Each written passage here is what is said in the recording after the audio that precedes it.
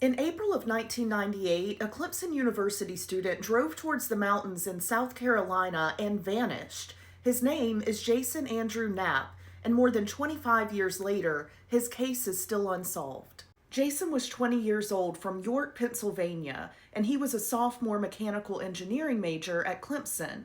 He had transferred down from a school in Michigan, he was doing well academically, and he was active in Air Force ROTC.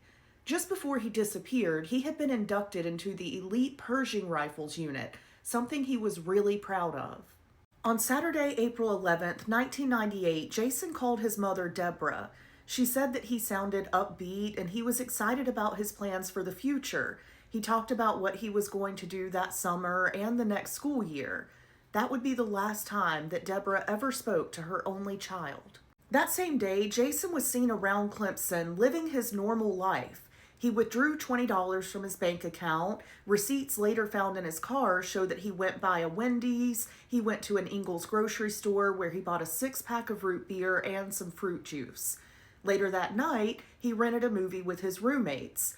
Around 10:30 p.m. that night, one of his roommates went to bed, which left Jason alone on the couch to finish up that movie. And as far as anybody knows, that is the last time that Jason was seen. When Jason didn't show up for ROTC physical training or classes, people noticed, but they thought maybe he just went somewhere for a few days. They got in touch with one of his friends from Pennsylvania, but she had not heard from him either. By Friday, April 17th, people grew concerned enough that they reached out to Jason's mother, Deborah, and she immediately contacted law enforcement. Police went to Jason's apartment, and the items they found there made them believe that this was not a planned disappearance by Jason. His checkbook was there, a large sum of cash was there, his suitcase, his clothes were there. He had even taken the linens off of his bed and rolled them up into a ball, which looked like he planned to return home and start some laundry. On April 21st, 1998, a park ranger at Table Rock State Park in Pickens County noticed a 1990 Chevy Beretta that had been parked in the same spot for days.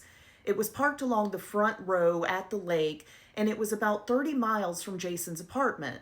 The vehicle was locked. Inside the vehicle, law enforcement found those receipts I told you about from Wendy's and Ingles. They also found a park pass for Table Rock State Park that had Jason's fingerprints on it. That pass had been purchased between 3 to 5 p.m. on Easter Sunday.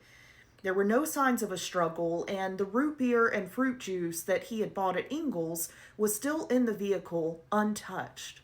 Another item still in Jason's car was his detachable car stereo faceplate. And Deborah, Jason's mother, told police that he was very particular about always removing that faceplate when he wasn't in his car. So why was it still on it if Jason willingly parked it there and then went to Table Rock State Park? Searchers then launched what has been described as one of the largest searches in the history of Table Rock State Park. Multiple fire departments, rescue teams, park rangers, and volunteers combed more than 10,000 acres using grid searches, helicopters, divers, and cadaver dogs. The lake was even drained at one point. Despite more than 3,000 man-hours of searching, they did not find a single piece of physical evidence that proved Jason had ever actually been on the trails or in the woods around Table Rock that day. No footprints, no clothing, no trash, nothing. An experienced rescuer who worked that search later said he is still baffled by this case. Jason was not known to be a hiker or a camper, and his parents told searchers that he did not even own the kind of gear that you would take on a long, difficult mountain hike.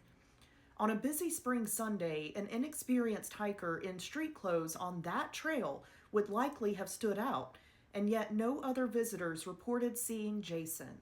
Investigators looked hard at every possibility, but they determined that there were no signs that Jason took his life. There are no signs that this was a staged disappearance. Now, along the years, they've had a few people call and try to take responsibility for this case, but those tips never led anywhere. There have been no confirmed sightings of Jason, and his bank account has never been touched since he disappeared. In 2018, 20 years after he vanished, Jason Knapp was declared legally no longer alive, but the investigation itself remains open. Age-progressed images have been released through the National Center for Missing and Exploited Children. And in 2022, the Pickens County Sheriff's Office and local media highlighted renewed search efforts and a renewed push for tips. Here is what we know as fact. Jason Knapp left his apartment near Clemson late on the night of April 11, 1998. Sometime the next day, his car ended up parked at Table Rock State Park with his food, his drinks, and a park ticket bearing his fingerprints inside. Searchers did not find any trace of him in or around the park. His money, his belongings, and his rifle were left behind in his apartment. No confirmed evidence has ever surfaced that explains where he went or what happened to him.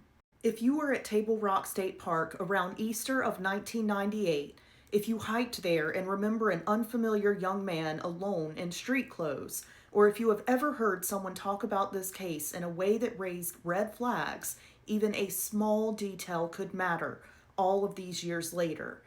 If you know anything about the disappearance of Jason Andrew Knapp, please contact the Pickens County Sheriff's Office or the National Center for Missing and Exploited Children. You can reach NCMEC at 1-800-THE-LOST. Let me know what you think happened to Jason, and please share this video or make videos of your own. Jason Knapp's disappearance may have been over 25 years ago, but there are still people who need answers about where he went.